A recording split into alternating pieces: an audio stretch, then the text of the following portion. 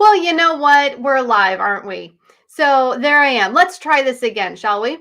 Welcome everyone to ECPG Live, Native American Communities and Culture. I'm your host, Tana Russell, Assistant Director at the Evergreen Council on Problem Gambling. Before I bring our guests on, a quick reminder that you are welcome to simply watch the episode. You are also invited to participate. In the chat, you can enter questions to our guests, and we will do our very best to answer them live as we go. Should we miss any, you may see them pop up in a blog called ECPG Extra after the show. And as always, we ask that all comments be courteous and respectful. With that, let's bring in our guests. This week, we have special guests from the Washington Indian Gaming Association, as our very own Executive Director, Maureen Greeley. So I'm going to turn it over to them to do some introductions. Rebecca, would you mind starting us off? Welcome. Thank you for joining us. Thank you for having me. My name is Rebecca George. I'm the Executive Director of the Washington Indian Gaming Association. More importantly, I come from the S'Klallam and the Suquamish people located on the Kitsap Peninsula here in Washington State. And we are, the two tribes in which my family come from are closely proximated now that we have roads, but oddly enough are under different treaties and different languages because of the difference in the two tribes' waterways. So I am happy to be here, and thank you for the invitation. Hi there, I'm Rosina DePoe. I'm the Deputy Director for the Washington Indian Gaming Association, and I am a member of the Makah tribe, but I also have descendancy from the Turtle Mountain Chippewa, Southern Cheyenne, and also the Rogue River Tututni, which is part of the Confederated Tribes of Siletz. So I'm from Nia Bay, that's where the Makahs are, and we're located on the most northwestern tip of the contiguous United States. And I'm Maureen Greeley. I'm the Executive Director of the Evergreen Council. I've been in this position since 2006, and I've been in the field of responsible gaming and problem gambling since 1998. I'm really excited to be here today with Rebecca and Rosina from the Washington Indian Gaming Association, in part because of their vast knowledge, but they have also both been so helpful to our organization over the years, as has the entire WIGA Association, in giving us guidance, helping us understand different cultural aspects and different tribal government aspects.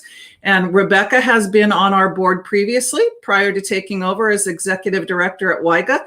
And Rosina is on our board of directors right now. So thank you very much for your service and your guidance. Excellent. Thank you all for being here. So to get our conversation going, first, let me ask, what are the aspects that make the many Pacific Northwest tribes similar or different from each other? So I can take a stab at that. Some of you may know that there are 29 federally recognized tribes here in Washington State, and each tribe is its own government. So as you are beginning to learn about tribes and governments, I always say, if you replace tribe with state, then you start to get an understanding that there are 29 separate governments within the state government. But I realized that that's not a great analogy, because tribes had to sign off on statehood. So I don't know that quite gets us there, but I think you can start to see that there will be some similarities, right? We've got some similarities with Oregon and Idaho and Montana and across the board, but there's really a uniqueness to each tribe and to each government. But what I can say, what we do share is a sense of community, a care and understanding for not only our own people, but our entire surrounding community. We're very giving people, very humbled, and have a real care and concern from this place where we come. And that's why you'll hear, both Rosina and I introduce ourselves as where we come from, because that is an important piece to our culture, to let others know that we come from this place. And so we'll see, like I said, a lot of similarities, but there are tribes like Rosina's tribe, we call it the end of the earth. I think they call it the beginning, but either way, it's beautiful on the very tip of Washington State. And then, you can cross the mountains into Eastern Washington and have a completely different scenery. So I think the difference really is, the foods that we ate. You'll see some similarities in our hunting and fishing and gathering, but it was really going to be based on where we are on the map and the resources we have available to us. And then with our government structure, you'll see a lot of similarities there. You'll have an elected body similar to any government, obviously, that's elected by the people and serve for various terms. And this is where you'll see, we have some tribes that they'll serve for 2 years. You'll have some that serve for 3 or 4. I would say somewhere in that 3 to 4 years, the average that most councils serve for. You have a chairman, a vice chairman, treasurer, secretary, all of the things that you would normally see in a government structure. So I think of the chairman like I think of the governor, and the vice chairman like the lieutenant governor, and on down. And so, and then, the issues that face us are very similar of what any government faces. So I think about, the legislature and the laws that they're passing and things that they care about are the same things that tribes care about. So things like education, healthcare, natural resources, elder care, healthcare. I mean, the list goes on and on of the things that tribes are doing to address the needs of our people. So Rosina probably has a lot to add about the uniqueness of tribes here in Washington. Actually, I think you covered it quite nicely.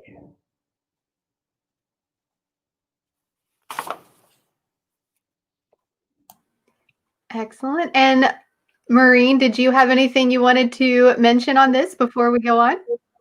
Well, I have to, out of great respect, let Rosina and Rebecca share that. I am not a tribal member, but what I have learned over the years, and actually when Rebecca was in a previous role, she helped us attend a government-to-government training, which I cannot say how valuable that is in terms of just learning and understanding, because I think we don't know what we don't know until we learn from people who have lived experience and have the history, so that we can understand how relationships were built, how relationships were changed between governments and what a sovereign nation really is, and understanding that leadership. So I really would recommend anyone who has the opportunity to really get some education and some insights there, so that you have a better understanding of these beautiful cultures and these very,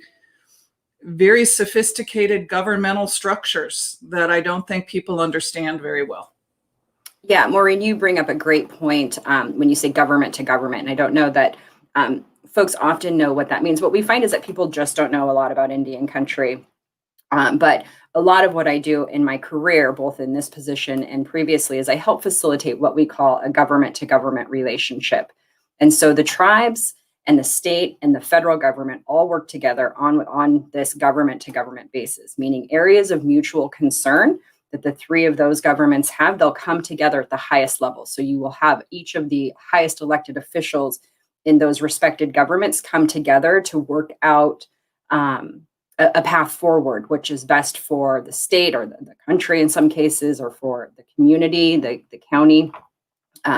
And so that really helps facilitate to get the best results for each government. I think what I know in this state, we have something that's very unique called the Centennial Accord.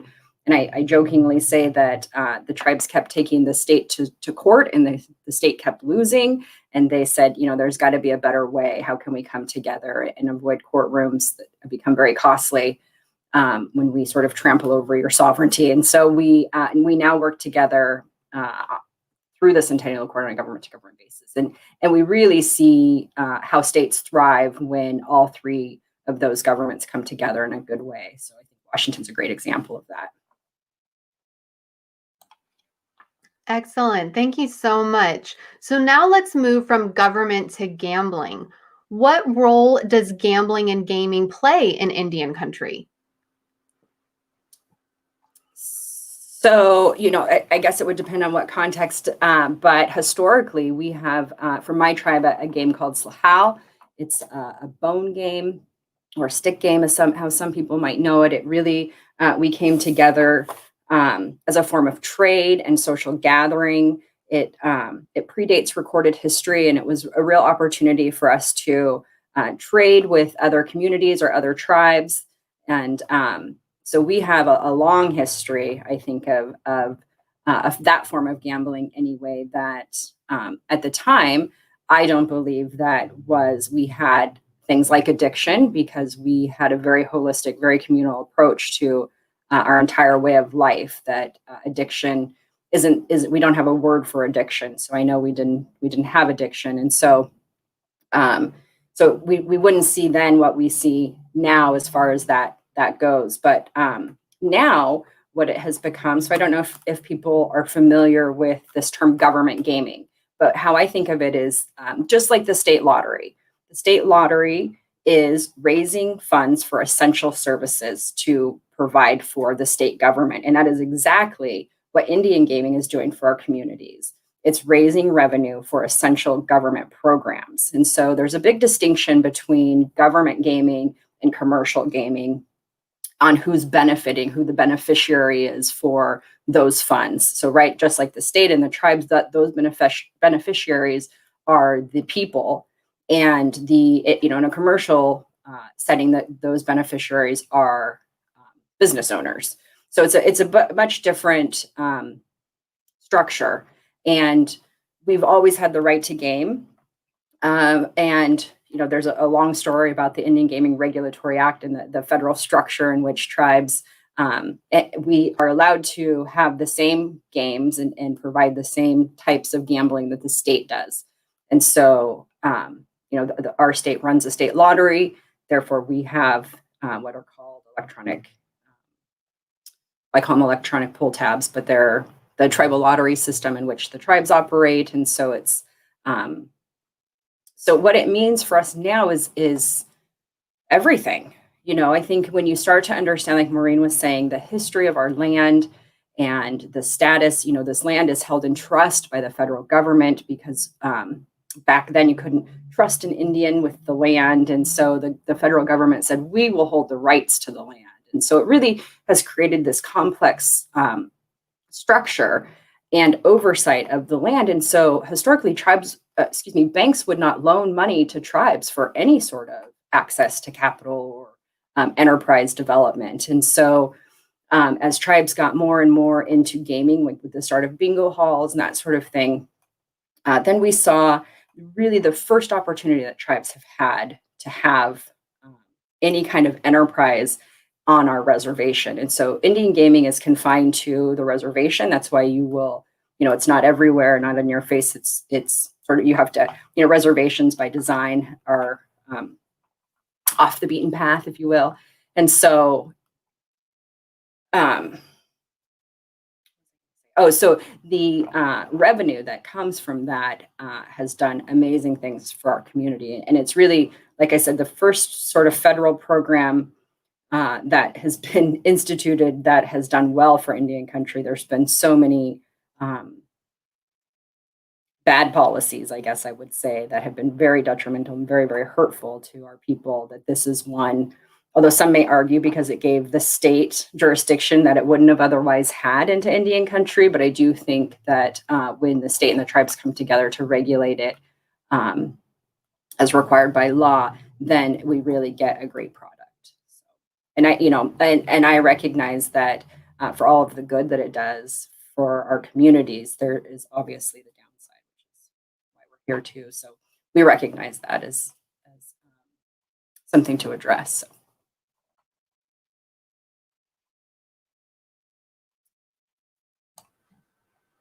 Rosina, did you have any thoughts as well you want to add? Sure.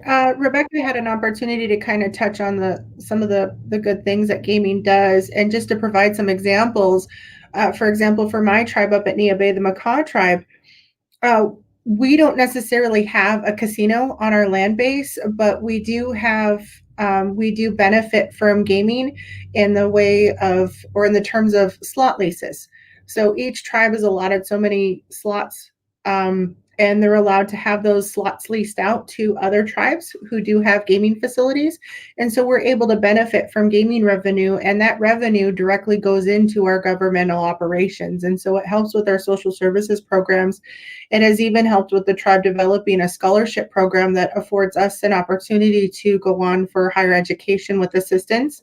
I've benefited from that service, and I've been very grateful for that. And it helps with our senior programs. It's helped with our housing programs. And so it really does help the community it's a very community-based opportunity, but it also helps those who are non-tribal members who also reside in our community, because they also were afforded the same similar opportunities through any of the social services programs that we may have available for them to access. And so it's just community centers or community gyms. Those benefit everybody who lives in the area if they're wanting to have access to fitness. There's just, so gaming has brought some great opportunities.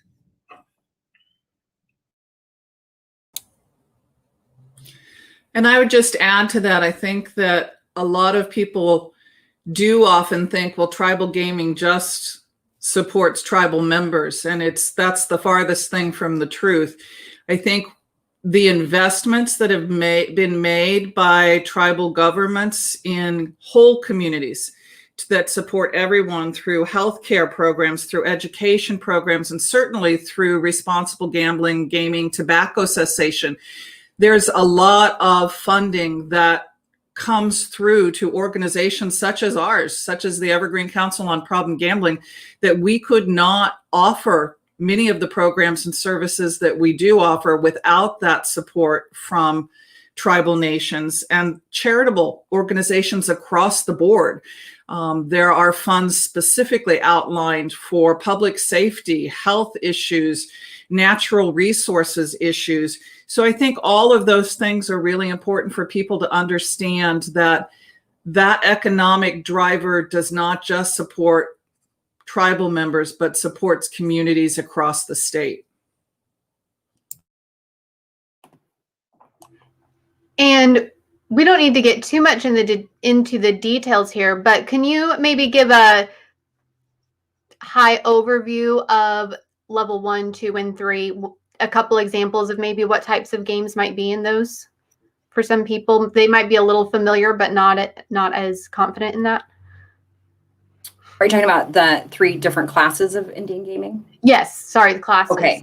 Yeah. Yes, absolutely. So the Indian Gaming Regulatory Act, which I said earlier, is the federal structure in which we operate Indian tribal gaming, outlines 3 classifications for gaming. And the first one, class 1, is what I talked about earlier, slahal or stick game. It's traditional games that we have within our community. That is really, these classes come down to a regulatory structure and who has regulatory oversight. And so in that case, the tribe is the only regulator of those games.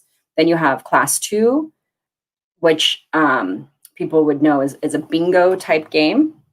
And in that case, for the tribe is the primary regulator, which the tribe is the primary regulator in all 3 classes, but the tribe is the primary regulator with oversight from the federal government. And then with class 3, which is everything else. So in this case, it's our tribal lottery systems, that sort of thing. That is the highest level of regulation of any industry in this country. It starts with tribes as the primary regulator. You've got the state as the co-regulator, and the feds with the oversight as well. So it's a very highly, highly regulated industry. I think you can, as you start to pay attention, you can see how traces of old thinking has been woven into even a federal act as late as the 1980s, that you can't trust the Indians is sort of the perception. And so we have this crazy, expensive, regulated system that it does its job, and it keeps the players in the game safe and honest, but it's a little overkill sometimes. It feels like a little redundant, but that's the system in which we live, and that's where you get the classes. So you'll only find those classes in Indian gaming. I think some people have a misperception that it translates into a commercial arena, and it doesn't. That it's just for the regulation of Indian gaming. Thank you. Thank you for that. And our next topic discussion, we kind of already touched on this. You guys mentioned several of the community benefits, but is there anything else you think of you might want to contribute on here of the economic benefits of tribal gaming in our state? Absolutely.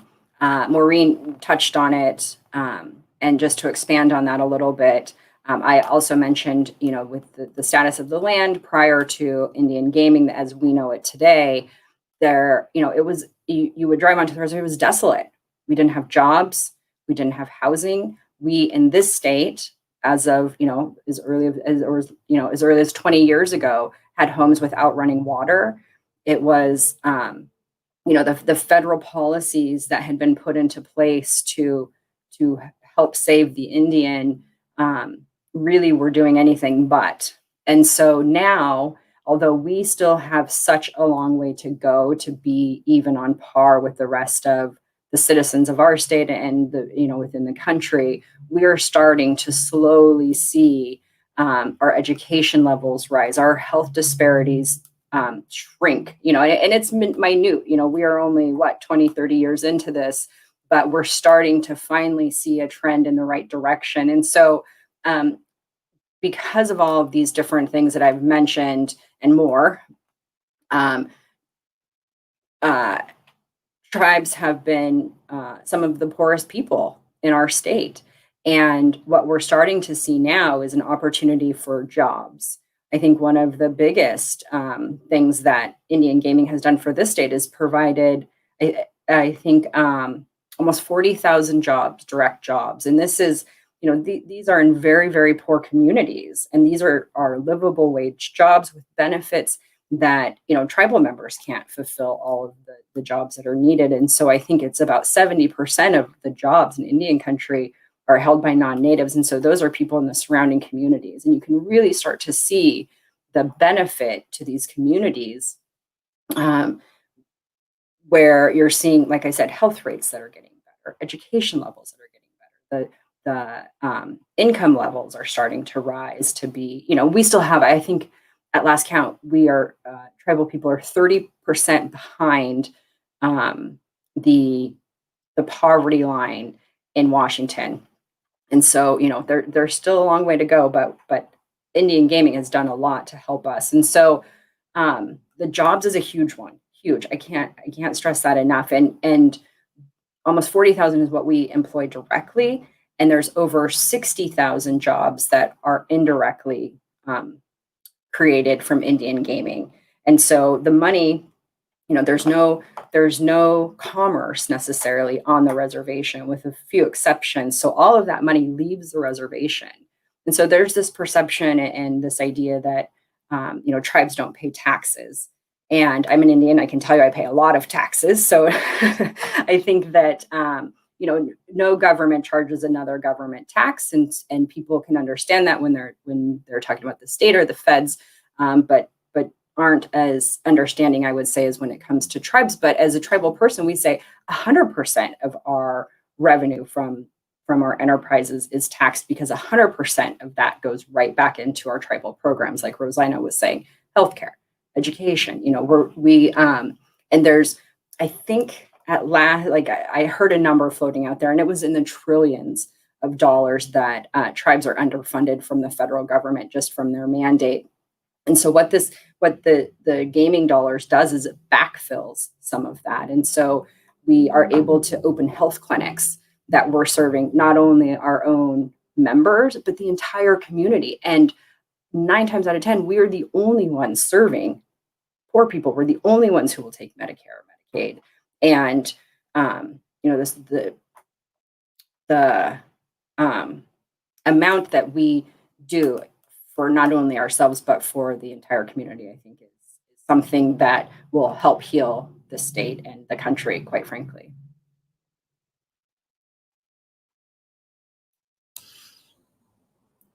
And I would just add to that we live in a time where we're talking a lot about social justice and the importance, to us, we believe that social justice is a public health issue, because when you're talking about those inequities in opportunities, whether they be in education, in jobs, in health services, that is diminishing people, and that's not okay. So one of the things I think that people need to understand about the economic benefits of tribal gaming is that tribal governments are not mandated to give to programs and services, those kinds of things that Rebecca was talking about in our communities, but they have chosen to do that. They have decided, their tribal leadership has said, we are going to invest in all communities. And I think that is something that we should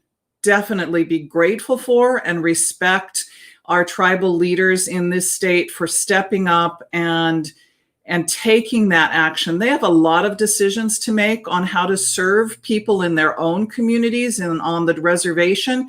So to be able to hold that out and say, we're going to put in our compacts, which are negotiated agreements, again, back to that government to government, we are going to say, we want to give a percentage of these revenues to support community programs, not just on our own reservations, but throughout our communities. That's a big thing when you're talking about one government supporting where they don't even have to. Yeah, we are very giving people, and you'll see that in all of our community events, things like potlatch and different things where we would humble ourselves and literally give everything that we owned away as a way to distribute wealth and humble ourselves and then depend on our community in a way. And you still see that in Indian country. And so it's unique, but like I said, I think it is a roadmap really for how we can treat our neighbors, especially in a time when our country feels so divided. It's there's got to be a middle road, and I think looking to Indian country for some examples would be a good opportunity to see how we can begin to bring both sides back together. That's really, really beautiful. Heather Maya has asked a question we'll bring in. Hey, Heather. She asks, is there a direct link between the health and healthcare services being funded and Indian gaming? So I'm trying to understand that. So is the healthcare funding, is there a link between that and Indian gaming? Yes, absolutely. So all of the proceeds from Indian gaming, like I said, go right back into government services. And probably one of, Rosina could speak to this, but one of the probably largest line item budgets in Indian country is health. We put health and education and natural resources right up there at the top of things that we care about and we desperately need funding in. And people see these great casinos and, think that there's a perception that tribes have all of this money, but we're talking about basic healthcare, basic education. We're not talking about extravagance or family, what would I say? Like, second homes for millionaires or something like that. We are talking about, yes, social services and healthcare for very, very poor people who desperately need it in our state. And not just in our state. I think that we could look across the country and see that the desperation in Indian country and how Indian gaming is helping to raise that. This makes me wonder, with 2020 and the pandemic and everything closing for quite a good period of time earlier in the year, did that cause a ripple effect in these other services being provided in the community? Did we see much of that this year? Huge, big time. When COVID hit, Rosina and I's job completely changed. We went into working on having tribal governments not collapse.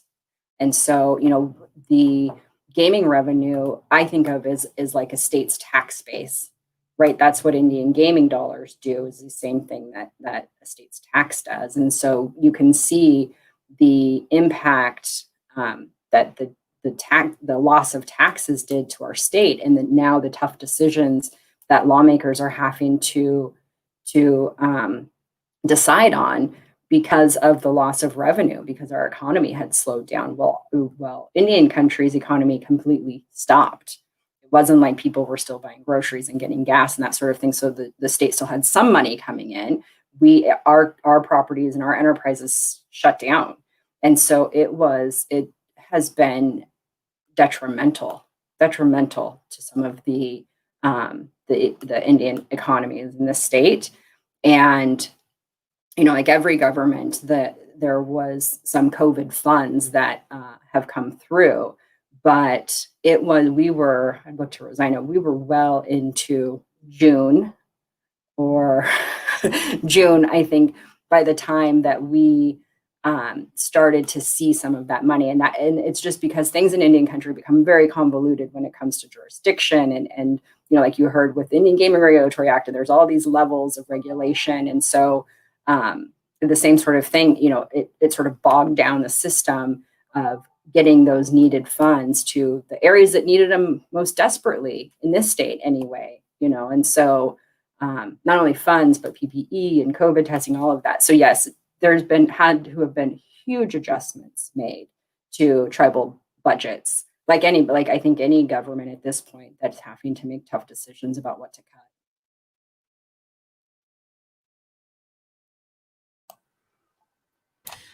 Tana, I'd like to add one thing here that, again, many of the tribal gaming areas have used funds to support not only basic health and wellness, but also behavioral health. You'll see wellness clinics, family services clinics, and within those, there are services for mental health, for addiction services. That took a big hit as well, obviously, when COVID came and people were not able to gather together. And many of those behavioral health programs have had to look at their services and move to a telehealth program. Similar, we're familiar with that as well. And so that's been a big change this year, is actually learning how to use telehealth services to support people in tribal communities and in communities in general with the programs and services that are offered. Mm-hmm. We have another layer too of complication. We have students in this state that still aren't online for education.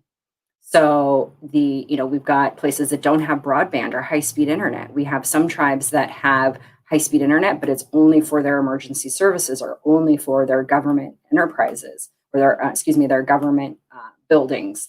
And so, those sort of disparities are a big light is being shined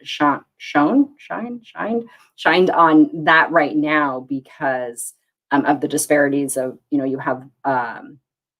have maybe 6 kids using one laptop. And so really trying to understand the needs, the technology needs. And I think we'll see some big changes coming out of broadband services in this state, but it's, we're not there yet. And so the disparity continues, but that's a huge one that we've seen as a problem with COVID. Yeah, especially when so many children are trying to do school online. That's a huge barrier. Right. Okay, so we will move into the area of problem gambling and services for that, because you did mention in the beginning, with all of these benefits, you recognize there are some downsides as well. And of course, some of that is that some people who do gamble, it can become a problem for them. And that is just going to happen for some people, and there needs to be services for that. What is it that the tribes do for that one specifically? Sure. So that's a great question. It's interesting because growing up, I've only seen the benefits of Indian gaming and what that's done for our communities. And when I started with this organization, I think I've told the story. Maureen's probably heard it, but my previous boss, my old boss, he took me to a gambling anonymous meeting, and I'm sitting there, and I will never forget the feeling of like, oh, there's another side of Indian gaming that I had just never thought of, right? I hadn't been personally impacted. I didn't have family who'd been impacted, although I definitely understood addiction and had, our communities that have been hit with addiction at higher rates. So I understood that, but I didn't understand that there was a downside to all of this good. And so it was really my daughter. I decorated the card. We're live here. Hi. This downside to what Indian gaming did for those who have an issue. So right away, long before it was negotiated through compacts, tribes put money towards problem gambling. It's something that we hold very important. We understand the importance of helping those in need and who are impacted by our properties. So most, if not all, tribes have some sort of problem gambling program. Those who don't, then, like Maureen said, give to her or, okay.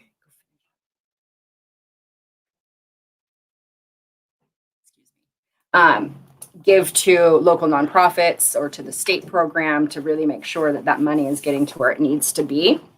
But those tribes that are running a program would do everything from treatment to prevention and outreach and education. So you have tribes that are sending people to inpatient treatment. They have intensive outpatient treatment programs. They've got drop-in opportunities for people who are feeling an immediate need right then. They offer 24-hour help through the casino. They have self-exclusion programs. I think, that's been a big topic in our state, self-exclusion. And I think that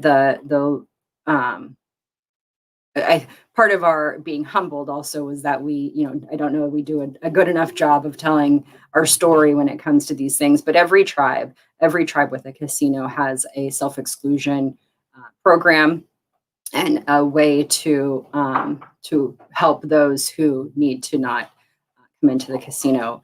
That those are strong programs, and the regulators, the tribal gaming agents, work closely with the behavioral health to make sure that there's referrals to the behavioral health systems, the programs. And for those tribes that might not have their own problem gambling counselor or program, then they give contact to the local.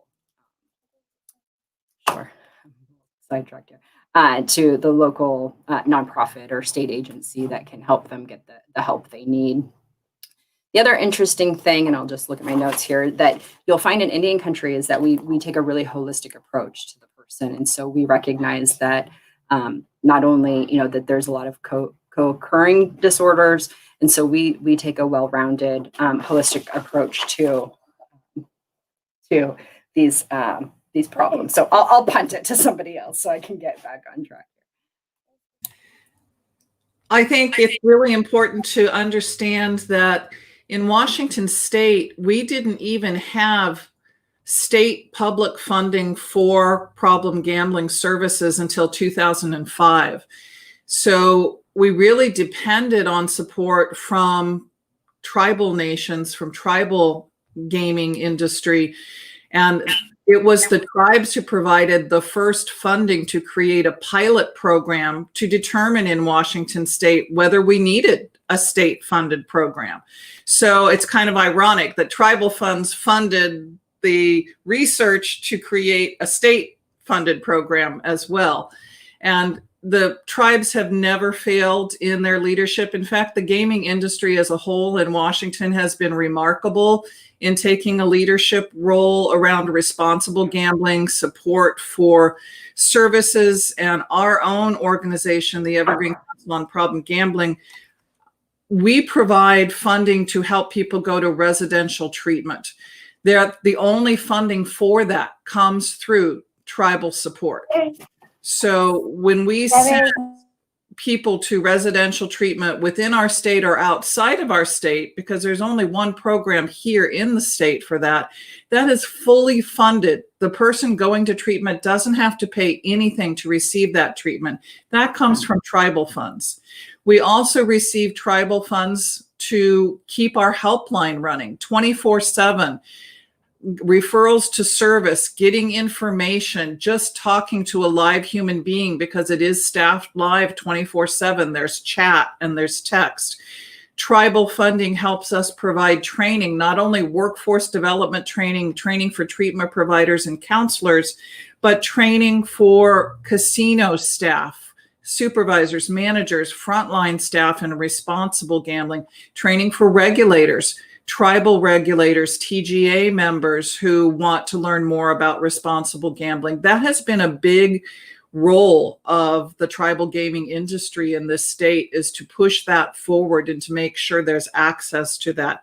And lastly, I would say outreach and awareness. If anybody here ever tries to do any major outreach or awareness programs, whether it's broadcast, social media, it's costly. It's not something that we've ever had the ability to do without support from tribal gaming and the state programs. So those are just a few of the areas, but it reaches everything prevention and treatment to training and recovery services, which are now very, very big. There are many recovery houses on tribal reservations. We have more recovery houses there than we have anywhere else. So I think those services are really broad, and it's been a really big benefit for our state to have that.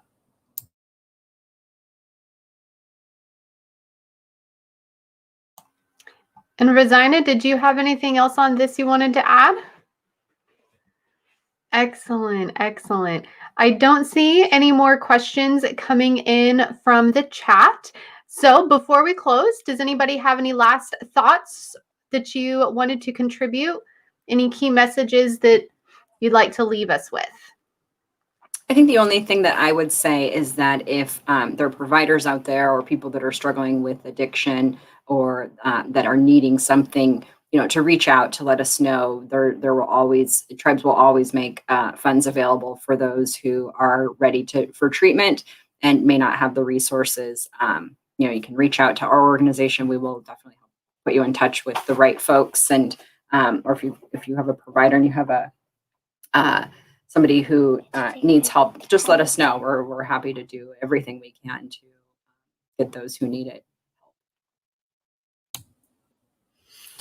And I would just like to say thank you one more time, not only to Rebecca and Rosina and WIGA, but Rebecca mentioned earlier about the sense of community and the sense of warmth and the sense of giving. And I have to echo that we have been invited to offer programs and services on tribal reservations that have been opened up to anyone to come on tribal lands to experience that warmth. And it's very rarely that I think we see highest level government officials participating in that. But in these kinds of programs that have been hosted on tribal lands, we've seen Chair Allen from the Jamestown Sklallam tribe. We've seen Chair Forsman from Suquamish and Chair Clattisby from Swinomish, just to name a few.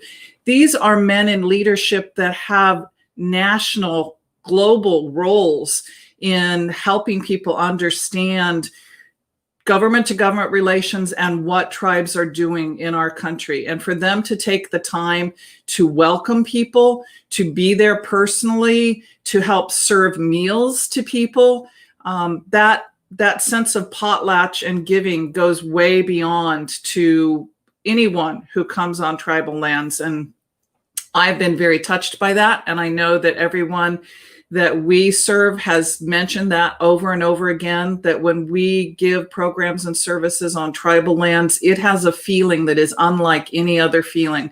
It's a feeling of sharing and giving and warmth and being welcomed. And you can't do that unless it's natural. So I honor you guys and respect you for the work you do, and thank you and those you work for giving in that way. Yes, thank you very much for all that you do. Thank you for coming on this show, and we really appreciate it. To everyone watching, thank you for tuning in, for participating. We hope that this was helpful and educational, and happy Halloween. Thank you. Thank you for having us.